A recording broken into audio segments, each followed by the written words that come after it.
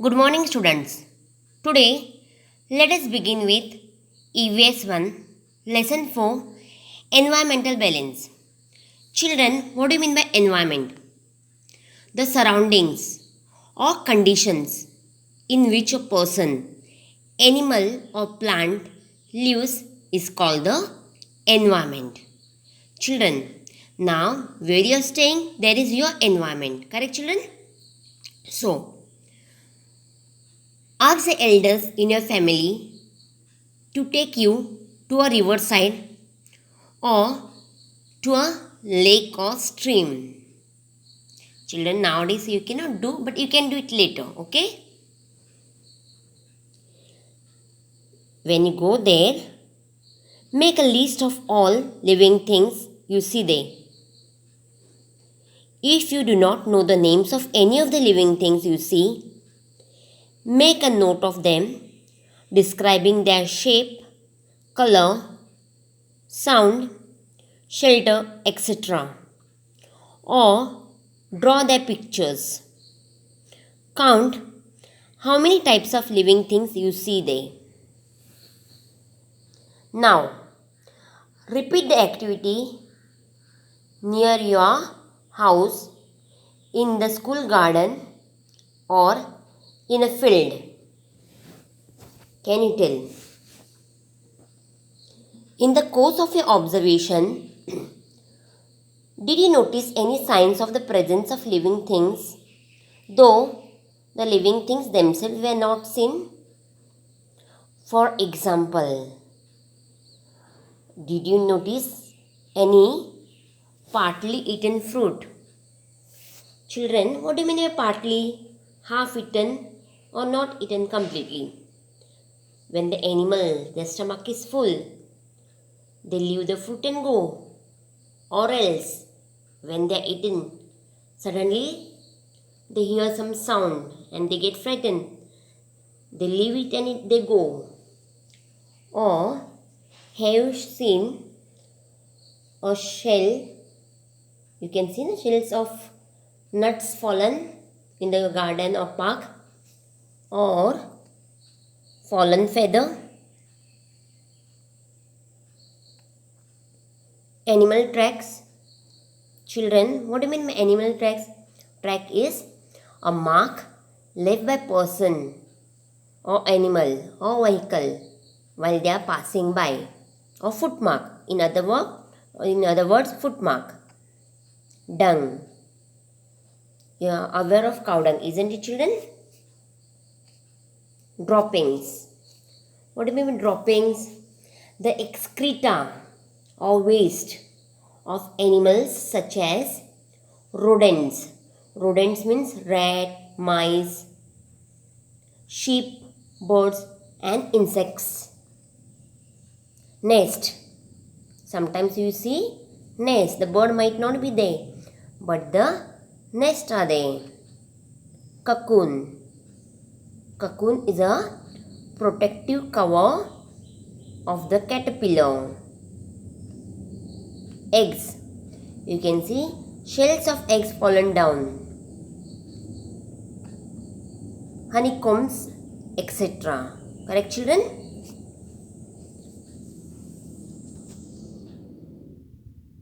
How many types of living things did you see at the place you visited? Do you think you saw all the kinds of living things that belong there? Did you see the same living things at various places or different ones? Children, one animal, example squirrel, we can see in a park. After some time it goes to different places. Birds visit the park and they live. They come for the source of water as well as for the food. The variety we see in all the living things that belong to a particular area is called the biodiversity of that place. We can see variety of living things in a particular area. That is called the biodiversity of that place.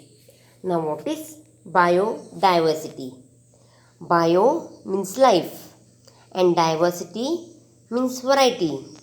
So children, variety of life means different types of animals and living things which we can see in a particular area is called the biodiversity of that place.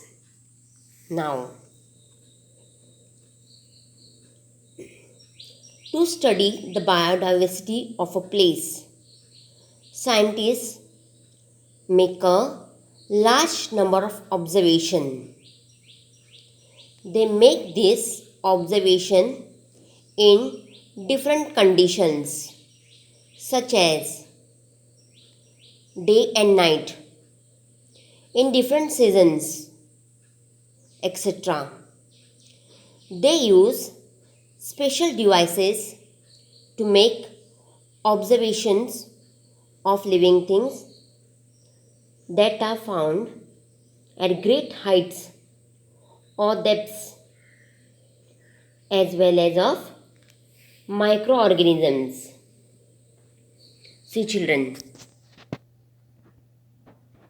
they are making use of many devices. You can see they make use of many devices.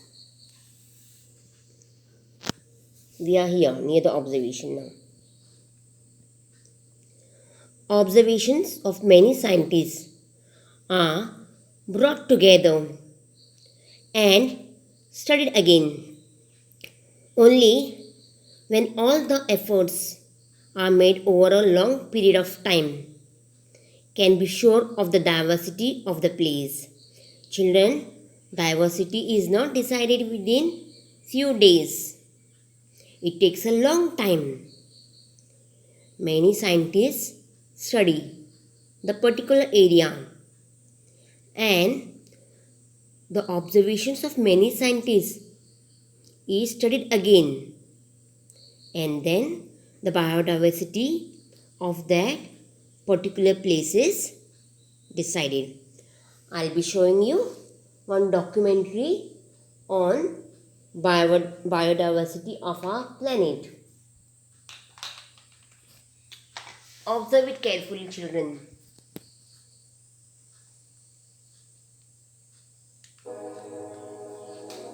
Biodiversity is a term that represents the total variety of all life on Earth. That's a big thing to sum up. Thousands of different wild habitats, millions of different species, billions of different individuals, and the trillions of different characteristics they all have. The total biodiversity of our planet is immense, which is a good thing, because the more biodiversity, the more secure all life on Earth is, including ourselves. Only when life is at its most varied, vigorous, biodiverse, can we hope to thrive. We may not know it, but we need towering forests across 1/3 of the land surface to lock away carbon and keep the climate stable. We need millions of pollinators and billions of soil organisms and megatons of plankton to keep the food we eat in supply. We need strange plants deep in jungles to create our medicines, and coral reefs and mangrove swamps to protect the coasts we depend upon. Our planet's biodiversity provides all the things we need for free, but it will only do so if there's lots of it, and at the moment it's under attack. In the last 50 years, our activities have dramatically reduced biodiversity across the globe. We've snuffed out habitats, reduced populations of wild animals by 60%, and even driven whole species extinct. The number of lions in Africa has dropped by 65%.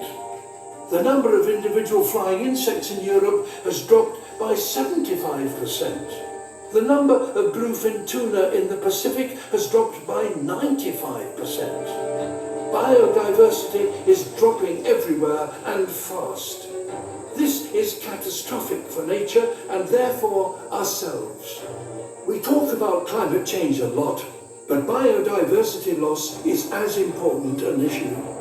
How do we stop this loss of life? How do we ensure that biodiversity, our planet's vital statistic, begins to increase again? In fact, we already know exactly what to do. Children, so biodiversity is very important for our survival. So, you must take care of our environment. So, we'll go to our next topic, the environment. Children, the surroundings and the conditions in the surroundings which affect the life of the organism there are together known as our environment.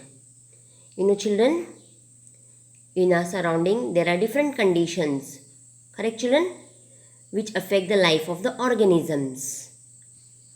It includes many components such as sunlight, air, water, soil, plants and animals, etc. Children, out of this, some are living things and some are non-living things. Living and non-living things are dependent on each other. There is a lot of give and take or interaction between them. Environmental science studies this interaction. Children, we also need non-living things. We need sun's heat. We need soil to grow plants. We need oxygen for breathing. We need water for drinking. Even though these things are non-living things, but they are essential. We need plants and animals for our food and our other needs. So, living as well as non-living things are essential in the environment. Look at the pictures of the living and non-living things shown below. Discuss mutual relationship between these various factors of the environment.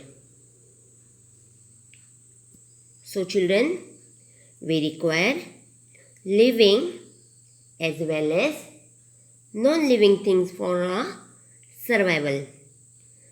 They make our surroundings beautiful as well as we can live a good life with the help of plants and animals. And we must take care of the environment so that it will become a beautiful place for us as well as for the animals and plants. So children, on your part, you can save water, save electricity, save petrol by various ways and make our environment a beautiful place for us as well as other living and non-living things. Children, read the lesson and have a good day.